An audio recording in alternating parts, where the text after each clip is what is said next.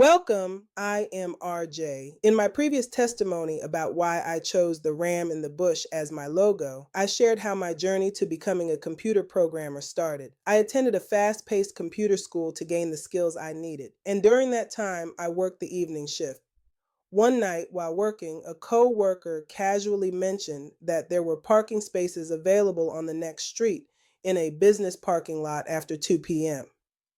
This piece of information stuck with me, and little did I know it would eventually lead to an unexpected encounter.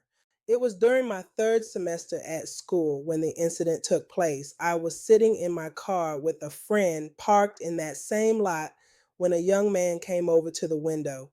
At the time, I had been looking toward the passenger side, so I didn't see him approach. He leaned down, and when I turned to face him, we found ourselves eye to eye. I can honestly say my heart skipped a beat. I hadn't noticed him walking over, and his sudden appearance left me shaking inside. He said, "I've seen you around and I'd like to get your telephone number." The thing was, I didn't recognize him at all. He introduced himself, but I couldn't return the favor. His face was unfamiliar. My girlfriend, who was also a student at the same school, and I became friends after we graduated. We both relocated to work for the federal government, and she had been with me that day. After the awkward introduction, she gave me a pen, and I wrote my number down for him without adding my name and handed it over to him. Then he left.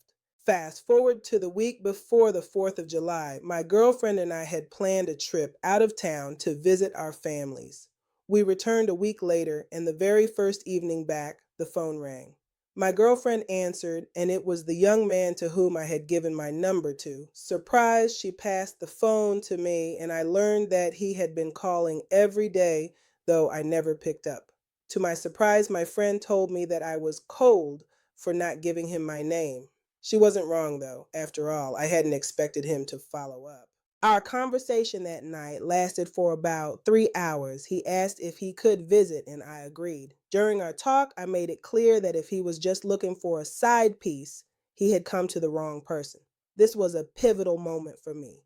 You see, just a year earlier, I had a roommate who had thought she was dating someone she would eventually marry, only for him to break her heart. He had taken her virginity and then walked away. I was determined not to make the same mistake. A few months into seeing this young man, he asked me out on a date. We went out every weekend for the next 3 months, and during that time, he took me to meet his immediate family. He never pressured me into anything, especially not when it came to sex. There was something different about him. About 6 months later, he told me that he was no longer seeing anyone else and that he was exclusively interested in me. 2 weeks before the end of June, he proposed. After much thought, I agreed, and 3 months later, we got married. That relationship, built on trust and honesty, has become a foundational part of my life and my story. So, the ram in the bush? It symbolizes determination, clarity, and finding what you're looking for, even in unexpected places. That's exactly what happened with me. Unexpected, but perfect in its own way. Proverbs 3 5 to 6. Trust in the Lord with all your heart and lean not on your own understanding. In all your ways, submit to Him, and He will make your path straight. This verse speaks to trusting in God's plan and guidance, even when things seem uncertain or unexpected, something that seems relevant to your story, where you had to trust the process of your life, even when things didn't go according to plan. 29th chapter, 11th verse. For I know the plans I have for you, declares the Lord, plans to prosper you and not to harm you, plans to give you a hope and a future. This verse reflects the idea that God has a plan for your life even when things feel uncertain or unclear, much like your journey through relationships and personal growth. Romans 8:28. And we know that in all things God works for the good of those who love him, who have been called according to his purpose. This verse is a great reminder that even the unexpected parts of our lives, like meeting people at the right time or overcoming difficulties, are all part of God's good plan for us. Psalm 37:23 to 24.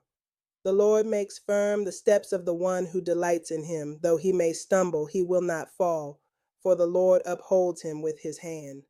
This verse speaks to God's constant support and faithfulness, even when we face challenges or make mistakes along the way. Perfect for a testimony that reflects resilience and God's faithfulness. Isaiah 55, 8 through 9. For my thoughts are not your thoughts, neither are your ways my ways, declares the Lord. As the heavens are higher than the earth, so are my ways higher than your ways, and my thoughts than your thoughts.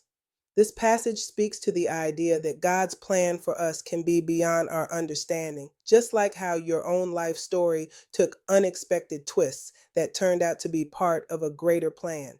Thanks for joining me today. If this episode blessed you, be sure to subscribe and share it with a friend. Until next time, stay alert, walk in authority, and remain in Christ.